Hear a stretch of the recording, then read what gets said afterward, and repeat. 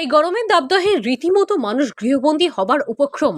ইতিমধ্যে 3টি জেলায় লাল সতর্কতা জারি সহ হাওড়া জেলাতেও কমলা সতর্কতা জারি করা হয়েছে। তা সত্ত্বেও যারা নিজেদের দায়িত্ব থেকে অবিচল যান চলাচল নিয়ন্ত্রণ করে চলেছে ট্রাফিক কর্মীরা, সিভিক ভলেন্টিয়ার থেকে ট্রাফিক গার্ড, ওসি, সার্জেন্ট, যারা প্রখর রোদে জাতীয় সড়ক সহ অন্যান্য গুরুত্বপূর্ণ রাস্তায় দাঁড়িয়ে থেকে যেভাবে জীবনের ঝুঁকি নিয়ে কাজ করেন তা এক কথায় অসীম প্রশংসনীয়। জগৎপুর আনন্দধারার পক্ষ থেকে প্রখর রোদে কর্মরত সমস্ত ট্রাফিকের সঙ্গে যুক্ত মানুষদের ঠান্ডা পানীয়, ওআরএস, ঠান্ডা জল, ছাতা সহ অন্যান্য সামগ্রী দিয়ে সহযোগিতা। হাইরোড 16 নম্বর রান্নাটি পর্যন্ত ট্রাফিক পুলিশে কর্মরত যারা এই প্রখর রোদ ধরে ডিউটি করছে, অক্লান্ত পরিশ্রম করছে কষ্টের মধ্যে, তাদেরকে ওআরএস, ঠান্ডা জল, নরম পানীয় এবং ছাতা দিয়ে সহযোগিতা করছি।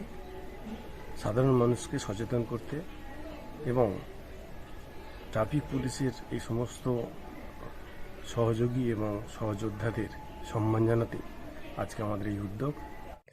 সাধারণ মানুষকে বিপদমুক্ত করতে ট্রাফিক কর্মীরাও অনবরত কাজ করে চলেছে।